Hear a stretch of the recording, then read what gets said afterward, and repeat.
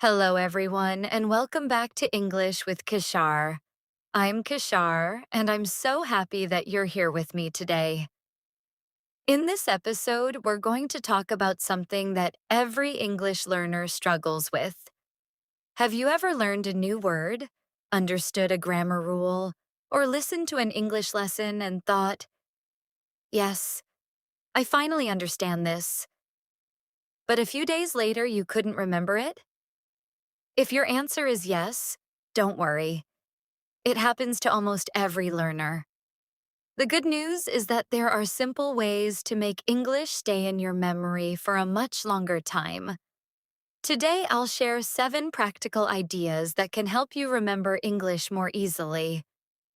And remember, English is much more than vocabulary.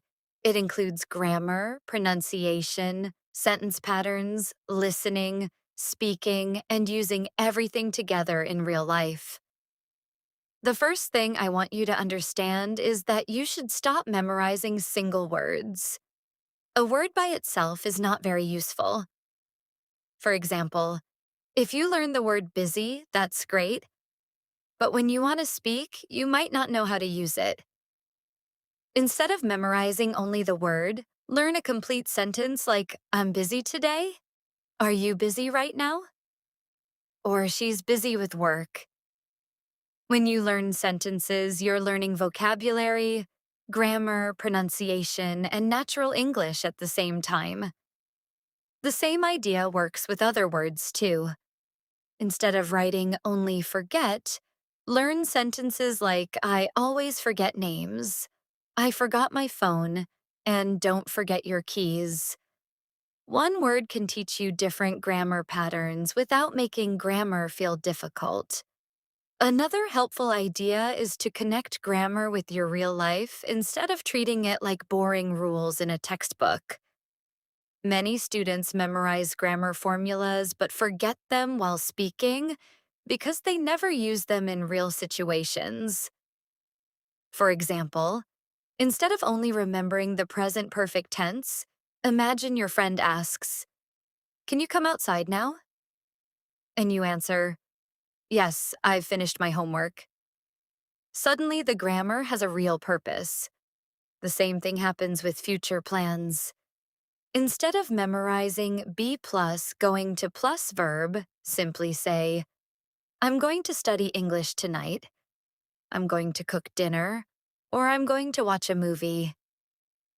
When grammar becomes part of your daily life, your brain remembers it much more easily.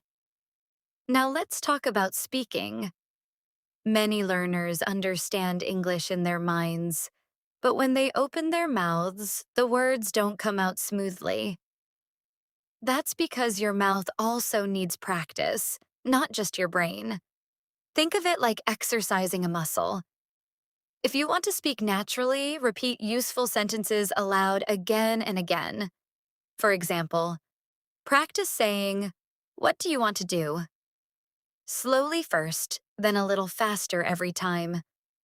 Or practice I don't know what to say until it feels comfortable.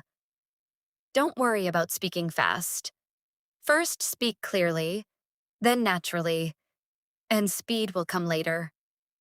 The more your mouth repeats English, the more confident you'll become. Here's another technique that works really well.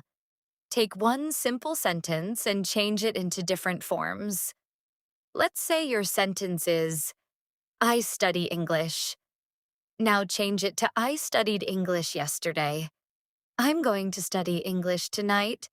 I don't study English at night. Do you study English every day? Or I should study English more often. By doing this, you're training your brain to move naturally between different grammar patterns instead of learning each tense separately. This makes speaking much easier because real conversations don't use only one tense. Listening and speaking should also work together. After listening to a sentence, don't just move on. Pause for a moment and say the same idea using your own simple English. For example, if you hear I'm trying to spend less time on my phone, You can say, I want to use my phone less. The meaning is almost the same, but now you're producing English instead of only understanding it. This simple habit strengthens your memory and helps you become an active English speaker instead of just a good listener. Another thing I recommend is keeping a notebook of your personal mistakes. Don't write every grammar rule. Write only the mistakes you often make. Maybe you forget to add s with he, she, or it. Maybe you pronounce three like tree. Maybe you always forget a certain preposition. Write those mistakes down with correct examples and review them for a few minutes every day. Your mistakes are not your enemies. They're simply showing you what you need to practice next. The last idea is all about reviewing what you've learned. Most people don't forget English because they aren't smart. They forget because they never review it. A simple review schedule can make a huge difference. Go back to what you learned after 1 day, then after 2 days, and then again after 1 week. You don't have to review everything. Just practice a few useful sentences. For example, today you learn I'm going to practice English tonight. Tomorrow say it again with a few new examples. 2 days later, ask yourself a question like, what are you going to do tonight? And answer it. A week later, use it in a longer sentence. This repeated practice helps move English from your short-term memory into your long-term memory. So, my dear learners, today's message is very simple. Don't try to study English like you're preparing for an exam. Try to live with English every day.